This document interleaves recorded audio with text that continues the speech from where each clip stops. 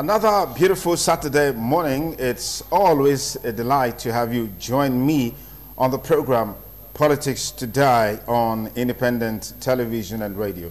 And that's because it's a simulcast. We have it live on TV and on radio. Today promises to be very exciting and explosive because we've been talking about Nigeria, particularly in the build-up to 2019 elections. A lot is happening in the country. How will all the events of 2019 election shape the future of our country against the background of what is happening already? That's the thrust of our discussions today. My name is Sonny Duke Okosun. Thank you so much for keeping a date with us. Just remember that all our social media handles are up and running. You can follow the program live on Facebook, where we're streaming live, facebook.com/ITV Radio NG. Twitter us at ITV Radio NG as well. Well, let's meet our panelists from my extreme left. I'd like to thank very especially Larry Ogiva. Many thanks for joining us on the program Politics Today. Thank you for having me here, and thank you, viewers. I also have with us in the studio a member of the Civil Society Movement, President, Network of Civil Society of Nigeria, Barrister Abraham Oviawe. Many thanks for joining us. Thank you very much. Good morning. I also have with us a frontline human rights lawyer. I'd like to thank very especially Barrister Osaro Osengi. Many thanks for joining us. Thank you, and good morning to listeners on radio and viewers on television. Good morning. I'd like to thank very especially joining us for the first time is our politician, public affairs commentator, Dr. Adrian Awehai. Many thanks for joining us on the program. It's a pleasure to be here, and thanks for having me. Okay. I'm always concerned by this issue with Nigerian politics. You recall, in the build-up to the 2015 election, the Secret Service, CIA, came out with a report that they were very certain that after 2015, Nigeria will not be together as a country. But we've defied that odds. We're still together. We're strong, I'm sure, even though things are not the way they used to be or the way they ought to be. But that negative prophecy didn't materialize after all. Now we're just on the verge of another elections. All of those issues that trailed 2015 elections are also coming to the front burner. So today, our focus, as I said before, is how will all of these events shape the future of our great country, Nigeria? That's the only country we have, all right? So, gentlemen, thank you once again for joining us on the program. But let me start from this plank.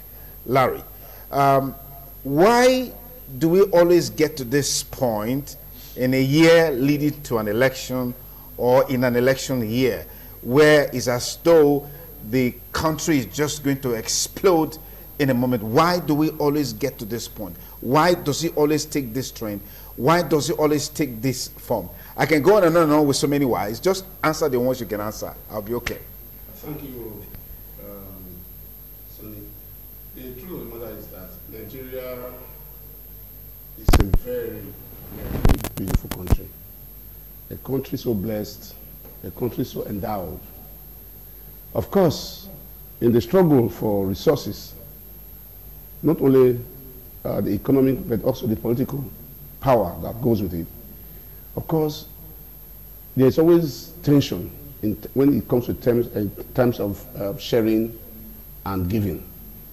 Even in our own micro families, you know, in terms of when you provide food for your children, before you cook, before the food is ready on the table, you see the kids are already excited, you know, agitating and saying, you know.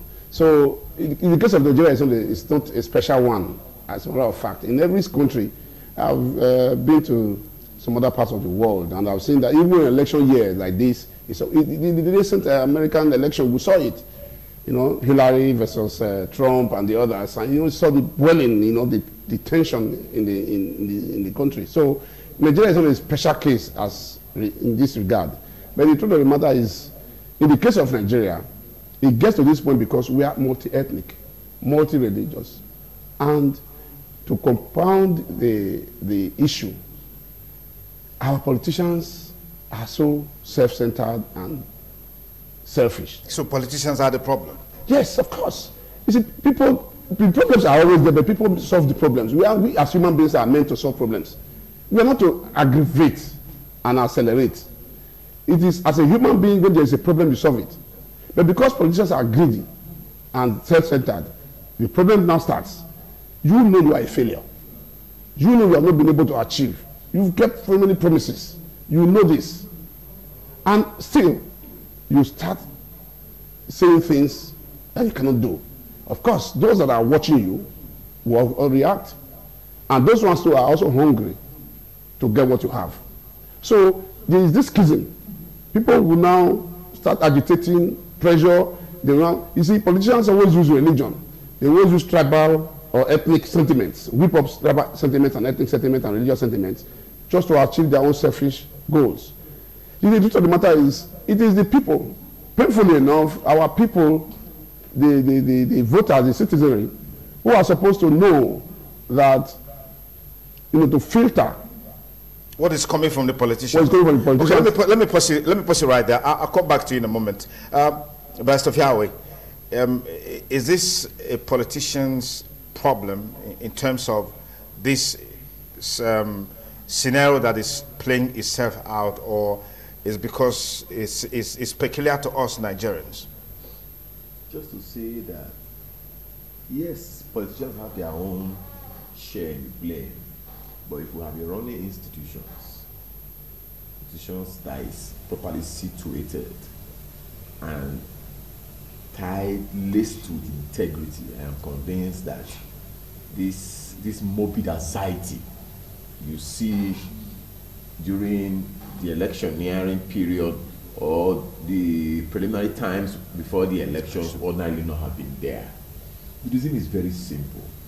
You see this consistent agitation, people throwing tantrum at the electoral umpire in advance that we do not trust you because they have given reason not to be trusted. When we have failed institutions, we must get this line of agitations. And if you look deep, the agitations are not radically based on issues that will better the mass majority of the people. It's based, because the whole essence is that political power in Nigeria is for self-aggrandizement. Politicians over the years have shown clearly that when they emerge, you see a man who has never worked all his life, and if he has done any of such work, he ought to live a modest life, and suddenly becomes governor for 8 years. He is acting as one who has been a capitalist, has been in big business for the last 50 years. And same person is here entitled to pension that will continue to run despite the way and manner he has stupendously enriched himself. What I'm trying to say is that political power in Nigeria has suddenly now become a vehicle for which people enrich themselves and their families. And as such, we find this line of agitations because there's usually a chain reaction.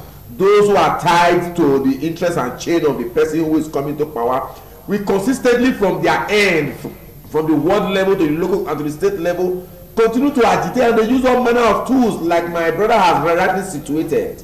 Ethnic tools, religious tools, to see in what manner they can scheme off. But if we have an impartial umpire in all this, rather than involved in such primitive analysis, they will concern themselves with issue-based. They will concern because now, 2019, I can tell you, we boil more than you had in 2015. Because at that time, it was about a government, it was about a set of individuals that have never been into government. But we are informing the people that if they get into government, these are what they are going to do. And as such, they didn't believe them because they did not have the opportunity to be tested with under civilian rule. 4 years down the lane, both politicians on both divide, both political parties, because make no mistakes about it.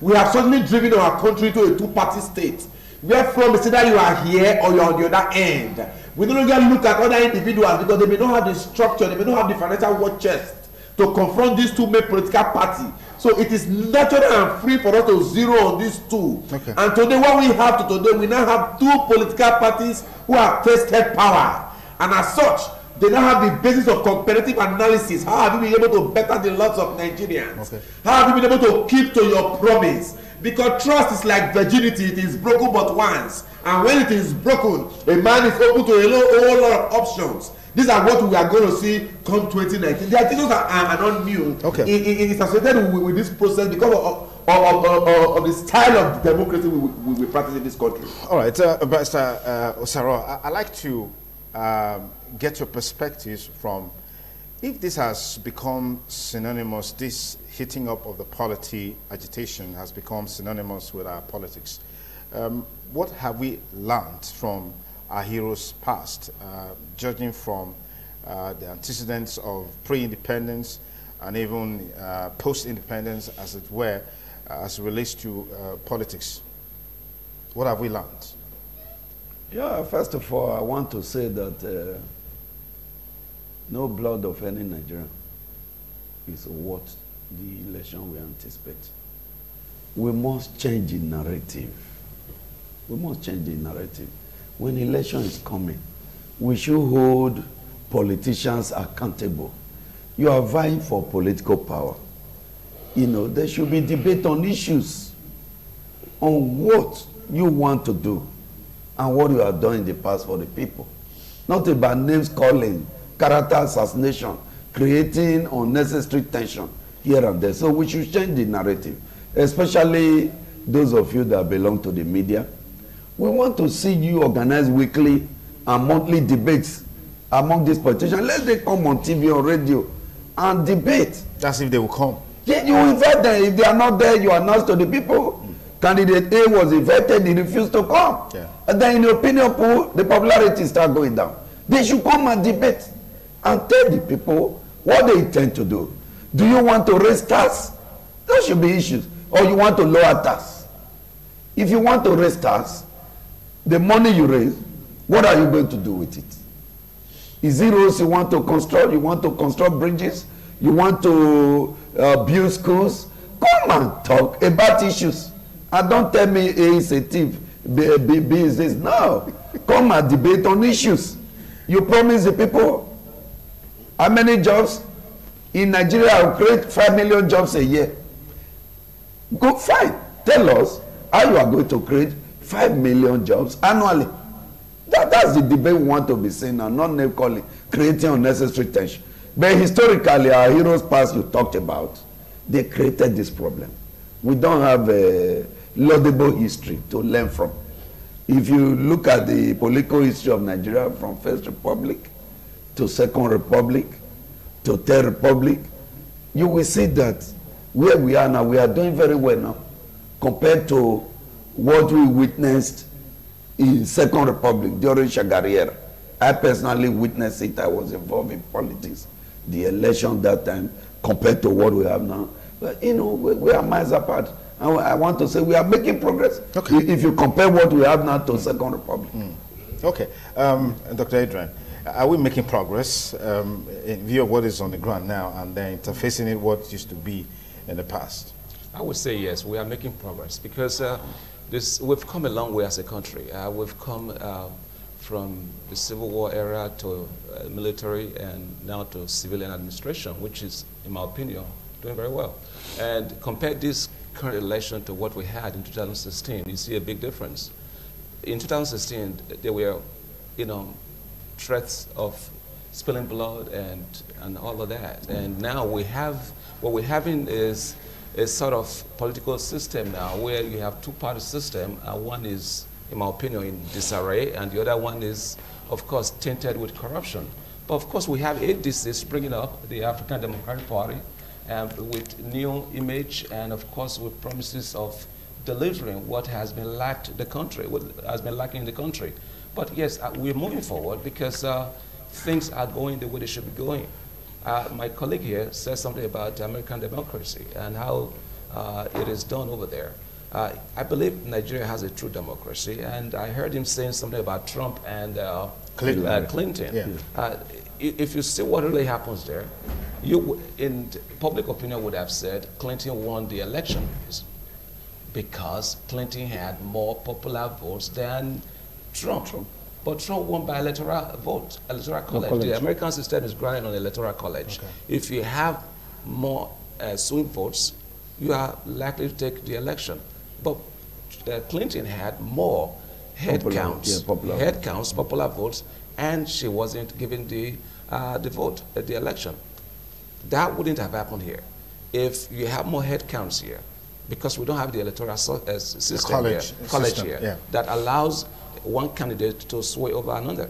So that would not have happened here. So in my opinion, we have a true democracy here. And I heard one of my colleagues say that the politicians are the problem. The politicians are not the problem.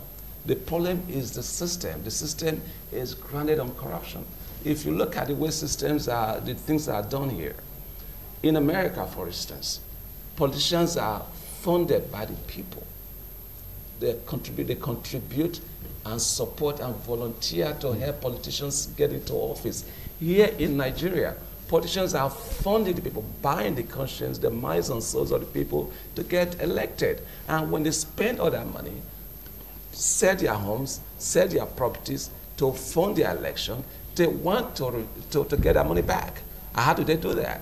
And you pave the way by so doing for corruption to occur in any administration. So let's change that system. Let's change the narrative to where we actually practice democracy in terms of electioneering. That way we can get the people involved, not just in terms of monetary contribution, by getting them to support the candidate that they feel will deliver the goods. How do you do that?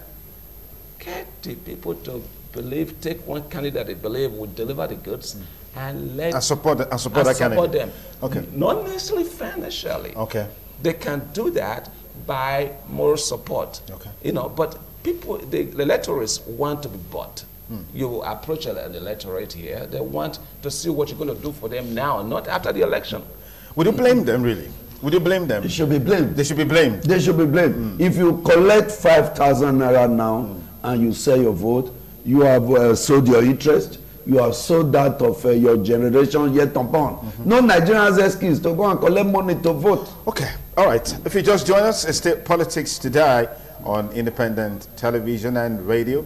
Politics of 2019 and implications for the future of Nigeria is the thrust of our discussion. Just looking at what way we can have a very sound election, free, fair, and credible, with far-reaching positive impact in our country.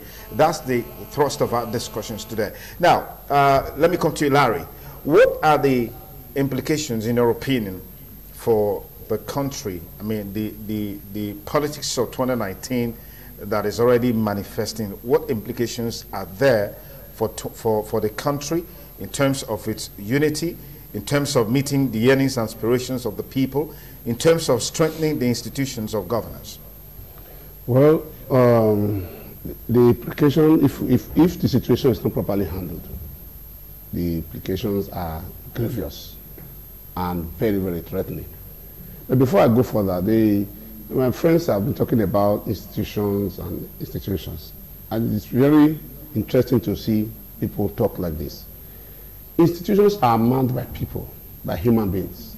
It is, you see, Nigeria, I have traveled so many parts of this country. I've had the opportunity of also traveling out. I think the country that has laws most is Nigeria. But the funny thing is this: people man these positions, people, occupy these institutions. Take the issue of 419 that we now know today. The law, that section 419 has been in the Nigerian system, constitution. I mean, Nigerian criminal code. Even before I was born. Yeah. And you still have people committing that crime, and people gloss over it. But there were institutions that are supposed to arrest this situation, but there were people who manned it. I'm just giving you an instance. You see, Nigeria has laws, Nigeria has institutions, but those that are appointed or elected to head and to control these institutions are the problem.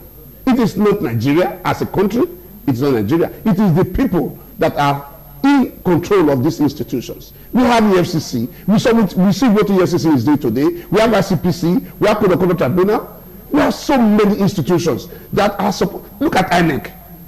For God's sake. It's a shame. It is not the institution that is the problem. It is the people that man this institution. And these are politicians. Look at the structure of the Nigerian military. Look at the structure of the Nigerian police force. Just look at it. Just take a look. These institutions are mad by Nigerians. And the problem are Nigerians. And the problems are politicians. And you see, as a president or as a governor, if I want to appoint somebody to EFCC, do I have to go and pick my own brother, my own acolyte, my own sycophant? You have the case of EFCC where the Senate of the Federal Republic of Nigeria called the Director of Customs. He refused to obey. Is that one? Is it the institution that is the problem or the person? We have a situation where we have a bank who was indicted by the SSS, and he's still sitting there as EFCC chairman. Is it the institution that is the problem? He's been indicted doesn't mean that he's been of convicted. course, in a sane society, he's been indicted doesn't mean he's been convicted. Yes, in a sane society, yes. The moment you have been indicted, when you have self-respect and dignity, when you have honor, when you have pride in your family name, you withdraw. Before I came in just now, my friend, my very good friend, barrister, asked me a question, and I just gave him an answer. If you have self-honor and respect for yourself and your family, you don't do that. Yeah. You see, the truth of the matter is that the problem this country is facing. If I may add something, if you don't mind. Okay. Yeah. Can I? Yeah. Let me tell you this. I understand about allegations and stuff like that, but you have to understand that you are innocent until proven guilty, and of course that is quite enshrined in the law. Just by mere allegations, someone saying you are guilty of this. The case against Bangu was not an allegation. It was a case investigated. Okay. Well, let's not digress. The consequence of all this. The consequence. The implications. The implications are this. If and when, come 2019, the opposition party now wins the election, or they lose the election, or they lose, but we all know the direction.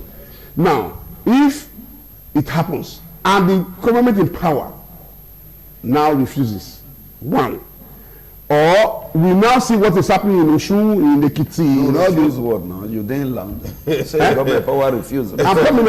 I'm just giving instances. I said one. Yeah. And two, we see what transpired in Ekiti, in Oshu, and some other, minor elections that are taking place, the manipulations and, what is going on now. And then in the end, most of these elections, they are before tribunal, so we just. I'm coming. We saw. We let them be. We saw what happened. What happened before the elections? What I'm talking about. Yeah. That elections, were conducted. We saw some manipulations, and then they even admitted to some of them that it was only a fault, and then something like things like that. International observers saw it and they complained, and these things happened, and then the government in power refuses. To do the needful.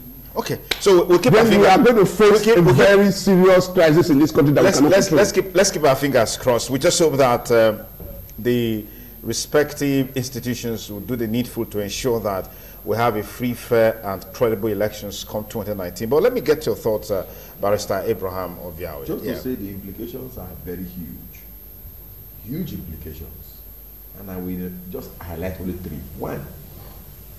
The presumption is that INEC in 2015 conducted an election that was civilly fair and credible, for which the current president of the Federal Republic of Nigeria emerged. If INEC as it currently constituted refused to follow that chain of allowing the will of the people to prevail, is a reversal of the gains which has already been made in that aspect. That's one. Two, should the current arising from the hue and cry in the society today. That's subjective, you know. Yes, from our point of view, arising from the seemingly complaints, pains, economic retrogressions, as it were currently today, arising from that. No, you cannot even say, from my point of view, because you don't have the totality of the facts on. You're probably speaking from what is available to you. Yes, you cannot say retrogressive economic situation. From my own point of view, yes, that's I not feel correct. Nigeria is not making huge progress economically. Can I say something? No, just pause. Let's say he has a flaw. Just to say Yes. clearly that should the current president who is wanting to run, should he lose the election, the implications will be that where power is given to any man and promises are made, such promises must be fulfilled or the people will revolt. It becomes a display of the revolt of the people. Okay. That's another implication. Implication. Generally, let me say very strongly that with the huge level of desperation around the corridors of politics for 2019, I feel that Nigerians should rise up in the most patriotic manner to defend the interest of this country. First, by exercising their franchise and by refusing to be used as an instrument to set this country. Okay, let me just pause you there. I'll come back to you, Barrister Senge. Yeah, implications for the future of this country arising from the conduct of 2019 elections against the background of some of the outplays now. Yeah, first of all, we want to appeal to the institutions that are saddled with the responsibility of organizing and overseeing the general election. First among them is the Independent Electoral Commission. They must maintain their independence, and they must be firm and fair. If they are firm, if they are fair, they organize a very transparent election. I think after the result is announced, come February 2019, all this tension will go down. It's only when there is manipulation, when the election is not free and fair, when the process is leading to the election, they are not transparent, that people will complain and there will be tension in the land. Then we will also go to the Inspector General of Police and the police as an institution. They have a very crucial role to play in maintaining law and order before and during and even after the election. They must be independent. They must be apolitical. They must not side any political party. They must discharge their functions professionally with a fair favor. Even the military, they will also need, to secure the territorial integrity of Nigeria, so that Boko Haram and other terrorist elements will not infiltrate the election. So if all the institutions, they play their role very well, for me, I do not see any problem come 2019. Like my brother said before, politicians, they have this win at all cost syndrome. Even the political parties that do not command a very large followings. I can't mention any name now. You know, we have 89 political parties now. I think they say we have about 79 presidential candidates. Even those that cannot win a single unit as a political party, Even their household. yes, they are still eyeing that position. There's still tension in them. So politicians, being what they are, they want to win, and they go into the election to win, and they try to use some foul means, to win. I want to advise all of them. Politics is not a do or die affair.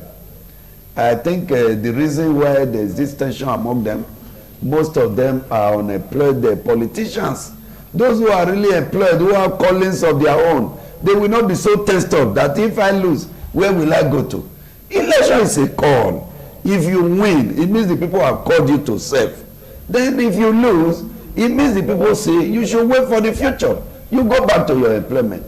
The politics we have today is that most people that are contesting election are the unemployed people, they are applicants, they are jobless people. They want to win back. That's not a fair comment, Yeah, it's what I see. It's what I see. To say those who are contesting elections. No, I said some of them. Some of them. No, I don't think that's a fair listen to me. comment. I said some of the contestants, they are not employed. How do you know? How do you know they are Excuse me, employed? sir. How do you know they are jobless? Excuse me, sir. Those are professionals who are employed. Yeah. You see, when they lose, like let's give us an example. President Goodluck Jonathan, he lost the election. He conceded. He went home. You know, he's a university lecturer. He's employed. And look at Fayemi, who has won today now. When he lost to Fayoshe, he congratulated Fayoshe and he conceded defeat. Okay. Excuse me, let me conclude. The man left. Yeah. Today he has come back and he's not the governor of Ekiti State. Yes. That's what it should be. I told you in this studio that the man has set an example that is of international standard. Okay. All right. What we are talking Dr. about. Adrian, you want to say something? Well, go ahead. Yeah, I think arising from what you said earlier that the people have a strategic role to play in changing the narratives about our politics. And you, in your opinion, said they're not playing that role well. But give or take, how do you think 2019 will be shaped by all that is happening right now? That is, the future of the country will be shaped by all that is happening right now, and even in the elections proper. First, I want to kind of get rid of that impression that because you have two main political parties and that other parties can spring up, that the rest are not worthy of mention. In France, for example, I want to quickly point that out. When Emmanuel Macron came to power, he formed his own party, and it was a brand new party. The established parties did not even win the election. When he won that election with his brand new party, he didn't even have candidates. He came, so I just want to have that out there. Okay. So when you have other minority parties out here springing up or contesting the election, they have a chance. Okay. If the people are given a chance to vote and vote rightly. And if the election is not rigged, there will be a great chance. Now, talking about 2019, how will it shape 2019? How will the election shape 2019? It will. Right now, economically, the country is not doing very bad. And if we allow things to go the way they should economically, the country has a chance to join the rest of the world and be a global player. Now, if this election can be conducted free and fair without any kind of rigging, and if the candidates are given a chance and voted for, and the electorates are not manipulated, financially manipulated, good candidates can win. ADC, for example, is springing up and doing very well, and everywhere they go, they have crowd following them. Let's try and stay on course on the issue. Yes, I understand the point you're trying to make. I mean, yes, there'll be another day for such a discussion on political parties. Yeah, I understand that. Yeah. But yes, how will it shape 2019? It will, because all we have to do in this country, basically, is to be focused, is to focus on what matters most to this country. How can we get this country unified?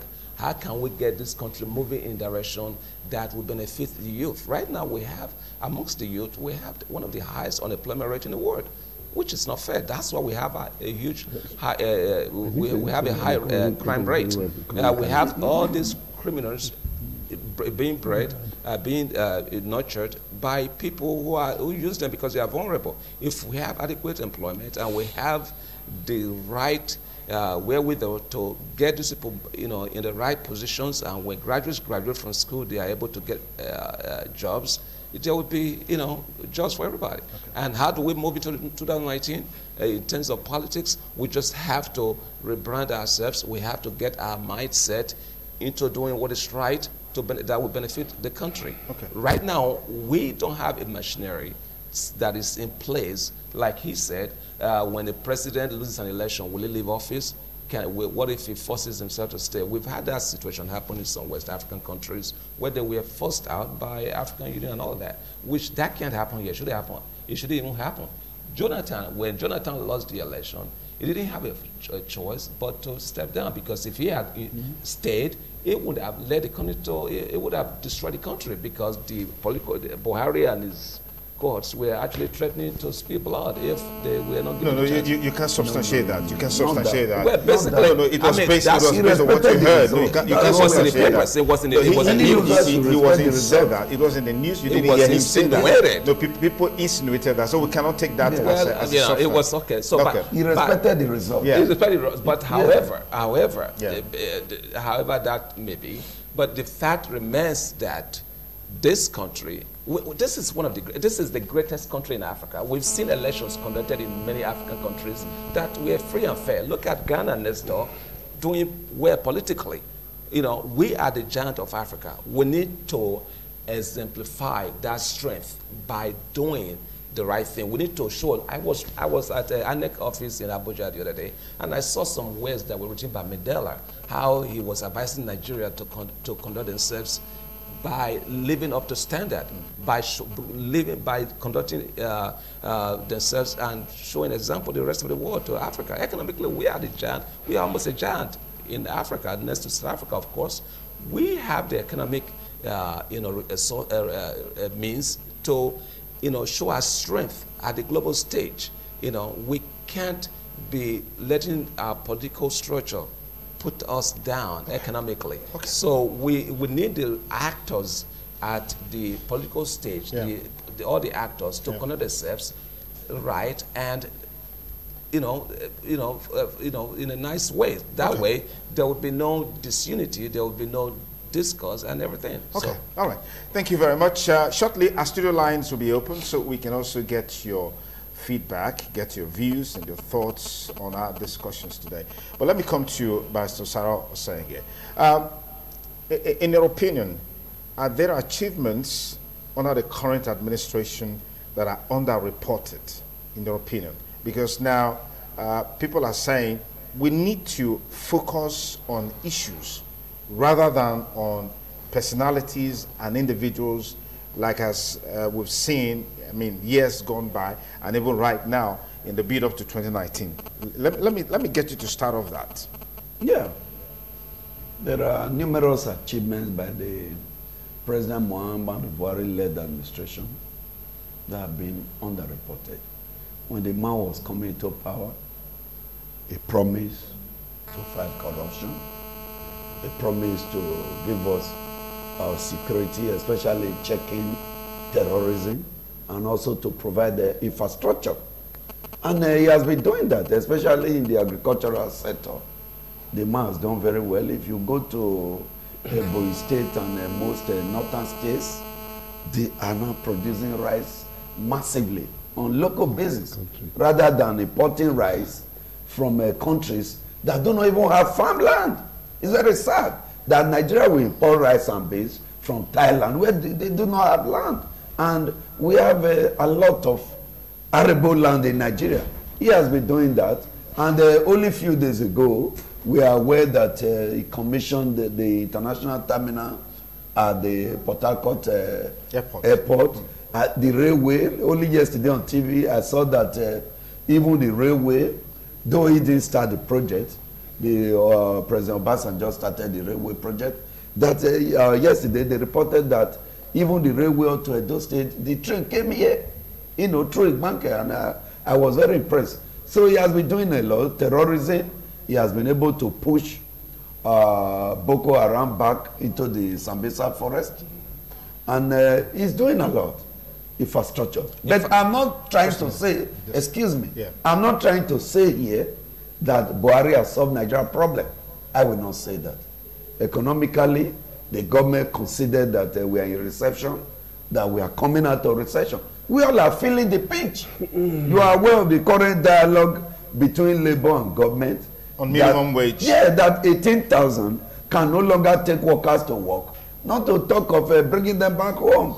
We are aware of this thing, and there is tension in the land economically. But right, the government is stable now. All right, let me get Larry to respond to that, because he's been smiling. Yeah. It is so interesting to find our people we know, our society, community leaders talk No, I mean, just go straight. Don't make it personal. No, it's not personal. Listen, Yes. I want to that we have economic Yes, policy. he said there are achievements that are do you subscribe to that? Yes, Dr. Kuchi said something that I want to that the Nigerian economy is getting better, and he equally said at the same time that there are a lot of youths that are unemployed and yes.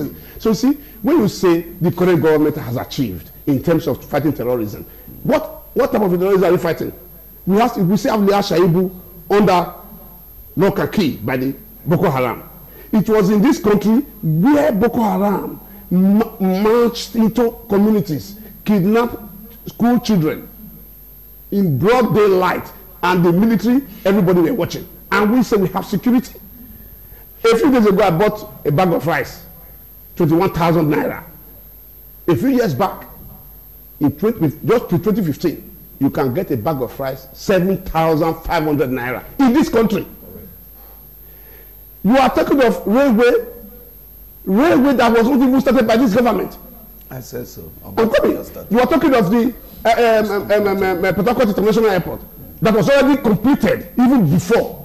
You see, the truth of the matter is that we shouldn't continuously, try to cover up our misfortune with, try to call it fortune. The problem we have in this country, until we as Nigerians believe and trust ourselves that our own destiny lies in our own hands, we can change it. Nothing will change this country. Okay, let me we are not, listen, the truth of the matter is that we cannot, and Nigerians should not tolerate what is going on today in this country. No, that would be inciting. No, listen. Hold on, please. You don't say that Nigeria. That would be inciting. Okay. Yeah, that's not let me paraphrase. Yeah. Yes. Nigerians should not, and I believe, continue under this excruciating economic situation. You see, we just heard they are paying school children. I think they mentioned something about 1.20 billion. If you calculate the money they spent on feeding children, it's even more than the educational budget for the whole year. And you are saying this government is performing. You budgeted about 60 billion, and you are spending over 208 billion or more on feeding school children in a country where the level of WAEC enrollment has even reduced over 40%. Well, I think about Saro, capped up by saying that yes, there are achievements that are. There are no achievements. There are achievements that are underreported, but there are no achievements. There are no achievements. He has solved all Nigerian problems. Okay, now gentlemen, Larry, you had your time. Just pause. There are no achievements. Let me get your thoughts. We shouldn't deceive ourselves. I'm coming to you. Sorry, just a quick one. You said, he said something about security in the country has improved. I totally disagree. Okay. This country has a huge insecurity. We have farmers unable to go to their farms because of Fulani herdsmen, destroying with their cattle are destroying their farms, and these people are getting killed. Open a newspaper, your delis. You see people. You missed the point. I said issue of security of Boko Haram. But Boko Haram has been removed from Abuja. Before Buhari came, Boko Haram, they were dancing openly in the streets of Abuja. That's what I said. Let me tell you. He has the floor. Boko Haram. Even if you say Boko Haram, if the Boko Haram is still active, they are not totally subdued. And recently they saw allegiance to ISIS, of course. And if it hadn't been for the British who had interfered, and the American, the CIA, and the British MI15, they will still be as active as they were in 2015. You concede that they are no longer active. As they were in 2015. They will still be they have been pushed back into the forest. They are active. And I didn't say they have been defeated. Well, a lot of people will say they have been defeated. They are still very active. And if they are even more so now, they are not using children. Fulani herdsmen. What are they doing about Fulani herdsmen? Let's take it one at a time. So what's going on now? You have, I would say, you have more insecurity in this country than ever before, because now you're talking about food being, everywhere. There's no food because farmers can't even go to their farms to farm, to till their lands because they are scared of going there Fulani herdsmen are killing people all across the country. Yeah. We have in England the other day, in London, so my No, colleagues no, were out. if you say herdsmen are killing people all over the country, I think that is. I have not the correct statistics thing to here. prove I mean, it. It is very correct. There are I have the pockets, you know, there are statistics. places where some of this It is very correct. In my last, in correct. the book I just published a month or so ago, I had this and I did an extensive research. Okay, And, I'll to come show this. back to you. I'll come back to you. Vice Abraham Oviawe, let me get your thoughts. I seem to have been lost in this. Yes, it's good sometimes. It's good sometimes to listen. Just to say very clearly, that we'll be cherishing illusion if we say that there is anything for us to hold. Yes, we can count as part of the achievement of this current administration that those who have been idle in the last 4 years preceding 2015 have not found themselves on the corridor of power. That could be an achievement. A man didn't have food to eat as a politician in the last 3.5 years. The current administration has now given him power. Are you not considering that some politicians are unemployed? Yeah, just to say clearly. I disagree with that. With fight, that I notion. said some. And I will run through I just agree. for quickly. Yes. In the fight against corruption, this current administration have not only failed woefully, but Vice Abraham Oviawe, see, let's be civil in our choice. in the fight against corruption, Yes, please. this current administration have not done well. And as such, In I your can tell opinion. you, fresh corrupt officers have been invested from this administration. We saw the secretary to the government of the federation. We knew how much they use in cutting grasses. Still under investigation. We- He's going to be taken to a court of competent I agree. jurisdiction, I tried agree. and convicted. You I are a lawyer, agree. Vice Don't Oviawe. agree. Yes, these I are agree. allegations. I said we saw For cutting grass. Yes. we saw the amount for which grasses were cut. We had He had not been 500 charged. million naira for which the MTN network and the chief of staff to the president.